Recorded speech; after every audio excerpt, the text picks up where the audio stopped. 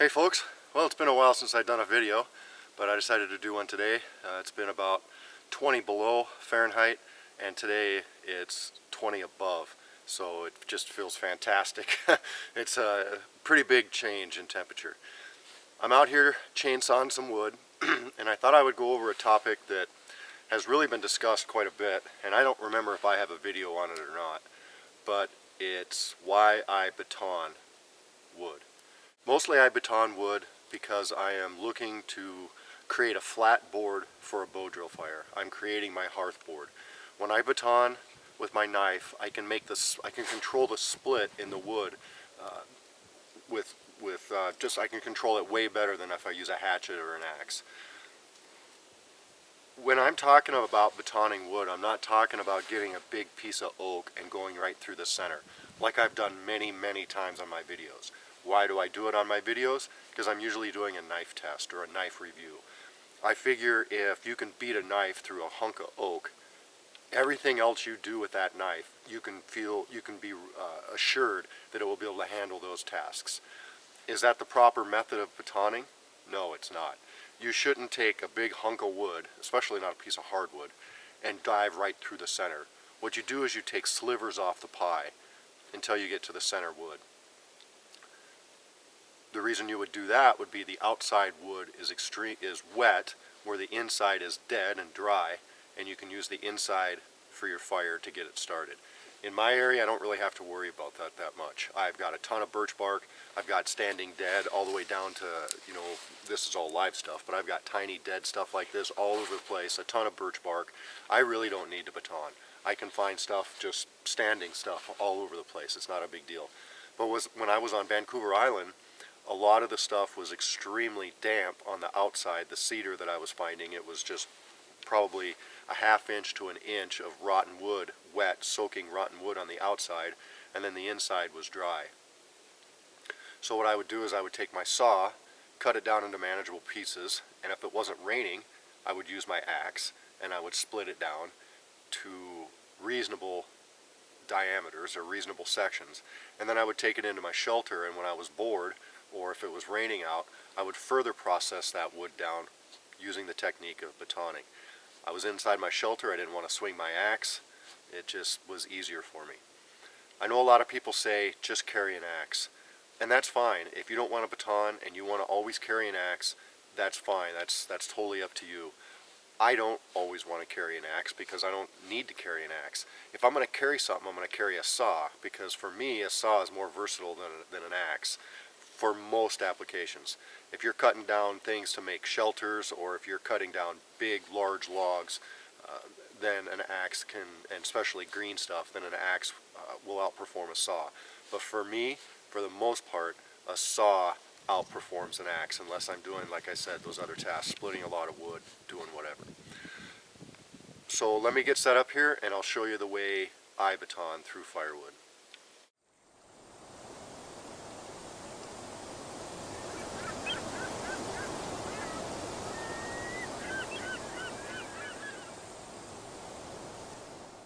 So as you can see, I've already started on a piece, and I just want to kind of show you some of my thoughts with this. First of all, I have very rocky area. My area is very rocky, so there's just, underneath this snow there could be rocks anywhere. So if I only just cut a couple of pieces of wood, well, I have a base here now, and I can baton a lot easier. Obviously I would take the mask off my hatchet, but it's just a lot easier than swinging this hatchet. Let's take mask off. Now I can do it carefully, like this, and then try to beat it through. I mean, I can do it, it's not a big deal. But it's also quite easy. I've already started shaving off little pieces of the pie here. I didn't go right through the center of it. It's a piece of soft wood, it's a piece of aspen. Now I've got a nice corner right here, very close to the center of the piece of wood, that I can knock off.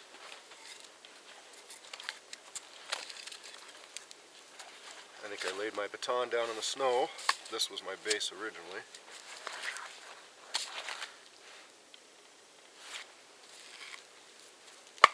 And these aren't super hard wax. I mean, it's not that big a deal. That one is, but it's soft wood. If your knife can't handle that, I mean, to me, why carry a knife if it can't handle some of these basic tasks? I've done this with Moras all the time. If you do it correctly and don't put a lot of pressure on the handle, mostly put it on the blade, it'll go right through it. This one's being a pain because it's kind of rotten. But I can just keep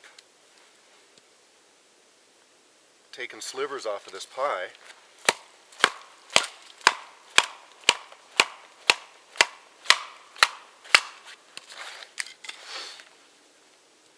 Getting to the center. This one's a little harder than I expected, but still, it's a piece of softwood. If your knife can't handle this, I don't know what to tell you. Yeah, always carry an axe, I guess. You know, if that's the route you want to go, and there's nothing wrong with that. I mean, if that's what you want to do, then go for it. I just thought I'd show you the way that I baton. Now I've gotten to a piece of the center wood here, and I could split this down even one more time, at least one more time.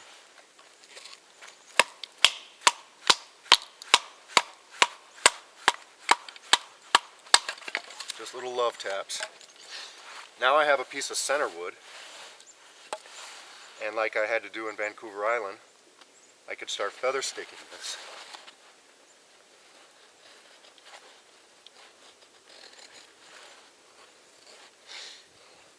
And actually, I like to feather stick even a little bit smaller piece of wood than this. It gives me more angles. Cut this one in half. I'll lose all my curls, but there's only a few there.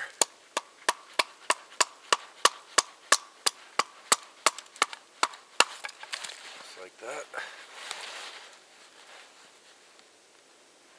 And this is almost a little too far gone, but it'll work.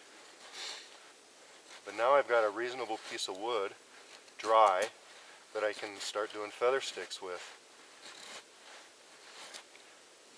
I've also been told that why do you need to baton? Because all you have to do, let's say this was a nice, wet piece of wood, but the inside I'm figuring is dead and dry. Why don't you just carve off the outside rather than beating your knife through? And for me, I like to think of, well, it is. Your knife edge is a resource with a finite value to it. In other words, if you keep using your knife edge, granted it'll take 100 years or whatever, but you'll eventually wear it out, right? So the more that I can conserve my knife edge, especially if I'm out in the woods, the better off I'm going to be. Carving like this or doing feather sticks wears your edge more than batoning does. And I'll show you what I mean by that. And I've showed this in many other videos. Piece of bark in the way, you're not going to be able to see it. There.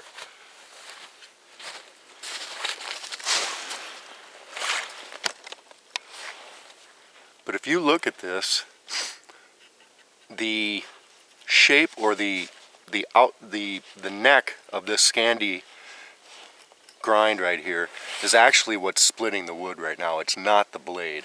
The thicker part of the knife itself is wedging that wood apart. So the only time that I had direct contact with the blade against this piece of wood was when I initially started. Now you can get a nice split like this with a hatchet, but it's much easier to do it by batoning. The only time I've seen anybody get hurt doing this method is when they had a piece of rotten wood and they put a little too much pressure on their knife blade while they had their hands underneath. You don't need very much pressure. It's just not even the weight of the knife. I'm just barely touching it. So if there's no way this wood would have to be powder basically for it to fall right now. It's just very light pressure, and then just let your piece of wood, your baton, do the work for you. There's just minimal energy required to do that. Just minimal. All right, well, I just thought I'd show you that real quick. Just, battoning really gets a bad name, and I think, you know, I'm probably part of the reason, and all the other YouTubers out there who do knife reviews, because we always get the biggest piece of wood we can possibly find and start beating our knife right through the center of it. For me, there's a reason. I'm testing this knife. This knife, I have done that with. I've put pictures up on the internet of this blade flexing. Last year, me and my buddy George were out camping. I think it was 15 below, and I got a big piece of oak with at least 2 or 3 knots in it, and we beat this knife through it. George actually, I let George start, and he stopped. He's like, Larry, I don't want to break your knife. I'm like, man, we're testing it. We need to test it. Otherwise, I don't want, I mean, this has my mouse stamp on it. I don't want my mouse stamp going out to people and they go test it and it breaks on a piece of oak or whatever. I mean, that's definitely abuse. You shouldn't do that. But for me, I know that it will work, and I'll never need to do that out for real life, ever. I'm not afraid to carve on a piece of wood by any stretch of the imagination. And if it was wet, this would come off a lot easier, but you can see I'm going to have to sit here and carve at this rather than just one little beat through. Alright folks, well, just a quick video. I just wanted to throw that out there. There's always this discussion about battoning, and it always just blows me away. I don't understand it. If you don't want a baton, then don't do it. But I've done it many, many times. I did it on Vancouver Island daily. I did it even daily with that cheap folding pocket knife I found. You just have to match the task with your tool. In other words, I've got a chainsaw with me. I'm not going to take my knife and start beating down trees with a baton when I have a chainsaw. It just makes more sense to use the chainsaw. If I have a hatchet or an axe, I'm going to use it fully to its fullest capabilities.